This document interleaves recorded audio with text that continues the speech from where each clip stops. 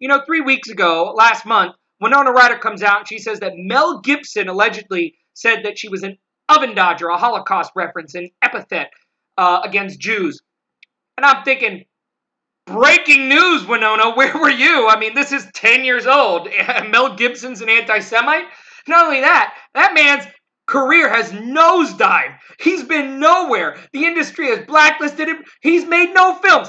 I mean, what are you doing? And it's transparent what you're doing. You know what you're doing? You want to jump on the bandwagon. You want to join the parade. You want to be a victim too. So who are you going to attack? You're going to attack the weakest link that doesn't take an ounce of courage, who's already a dead dog, a beaten horse. And you're going to say, Mel Gibson said I'm an oven dodger. Give me a break. You're pathetic. And by the way, your name's Winona Horowitz. You have such Jewish pride. Ryder, I don't know who or what you rode, but Horowitz is your parents' name that you were born with. So be a proud Jew, Ms. Horowitz.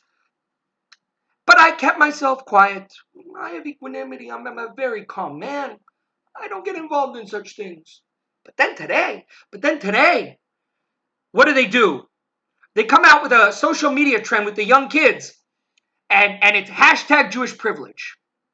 And the whole idea of it is to demonstrate to the social media Twitter sphere that I too am a victim. I was beaten and I was bullied. Get this. Nobody cares if you were bullied. Nobody likes a wimp. Nobody respects a Jew who was beaten down.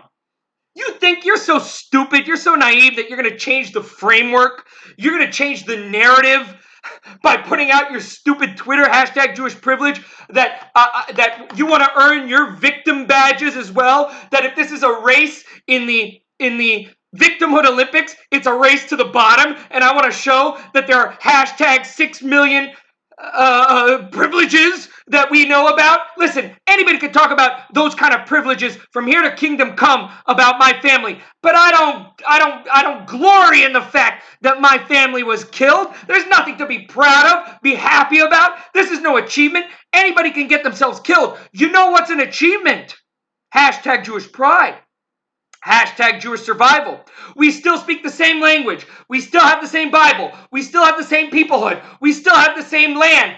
After 2,000 years, plus that, if you go back further in history, of every single empire trying to beat us down. We've had black supremacists and white supremacists and German supremacists and Islamic supremacists and every supremacist in the world, Christian supremacists, have tried to say these people are inferior. They're no good. They got to be beaten. They got to be kicked. They got to...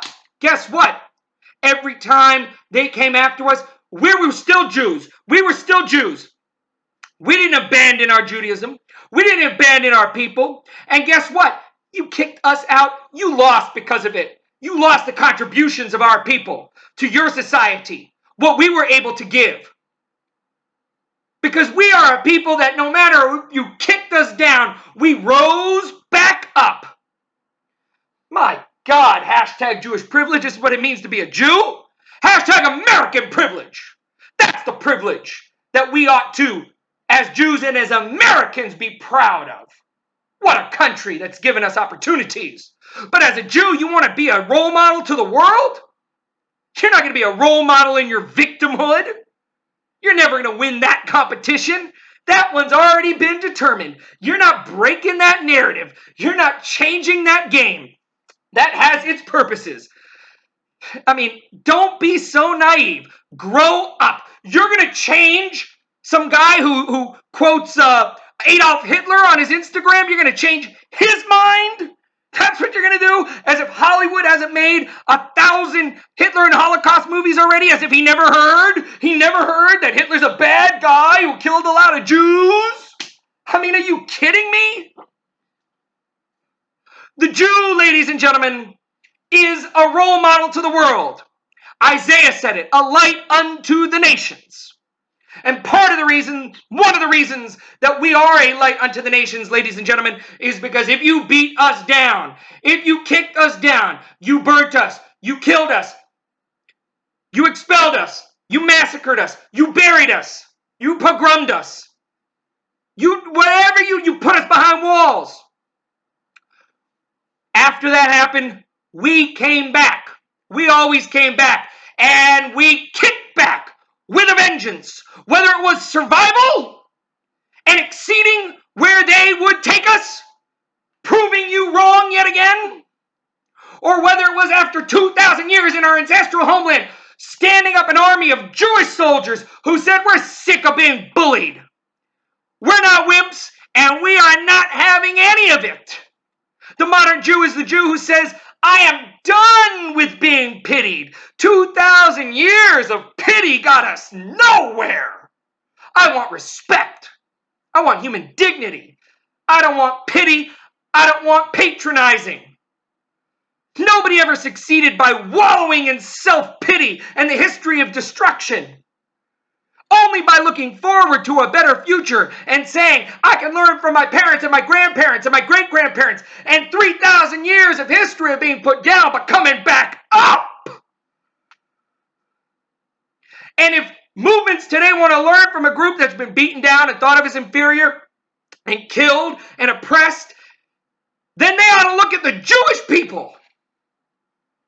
The Jewish people, hashtag Jewish pride. Hashtag Jewish survival. That is the lesson of history. My God, ladies and gentlemen. My God. We are not Jews because we were enslaved by Pharaoh. We are Jews because we were redeemed by Moses. Our history didn't begin with Hitler. It began at Sinai. What a glorious history. And we have contributed to every advancement of mankind without fail. Despite the fact that mankind is trying to beat us down. You tried to beat us down. You tried to keep us out. You wanted to say you have no role in religion, in philosophy, in politics, in military, in science, in arts, in literature, in music. Guess what? We said, yes, we do. Yes, we can. Yes, we will. That's the lesson of our people. And we move throughout the vicissitudes of history. Changing tides. The ups and downs.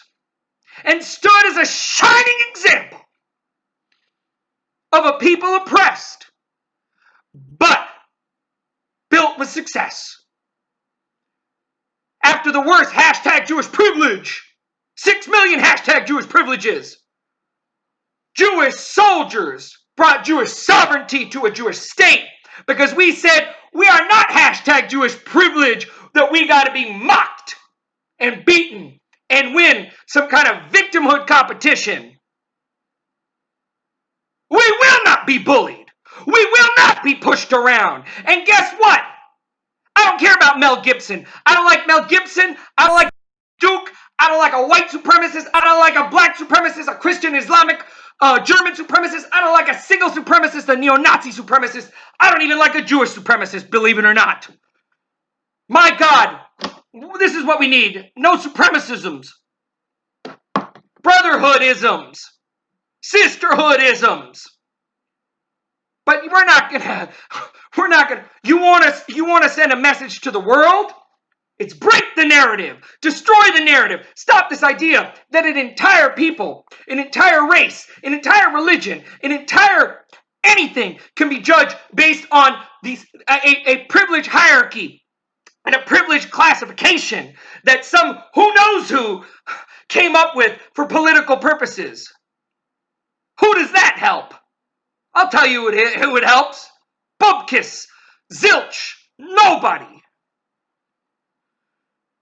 And I'll tell you, if Louis Farrakhan, that 87-year-old bigot, is trying to leverage with his P. Diddy's and his Ice Cubes and his Nick Cannons, Nick Cannon, that rodeo clown, is trying to leverage current politics to somehow get himself hits on social media or on Fox or wherever, we have a message for you.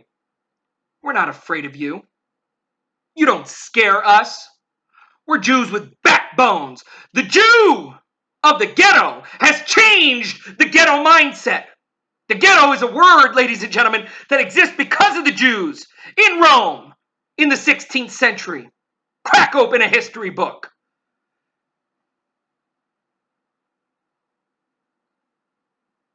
Listen, I expressed some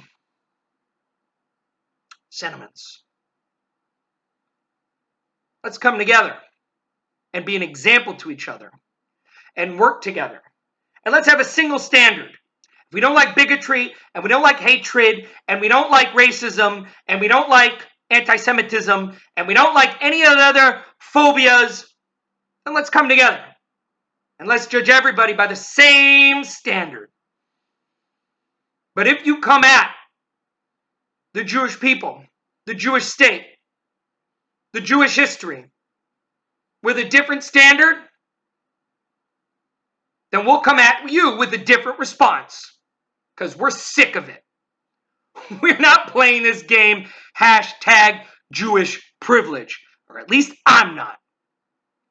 Get your head out of the narrative. Because the narrative is a gutter. It's a gutter. And once you do, my God, the road can lead to all sorts of places.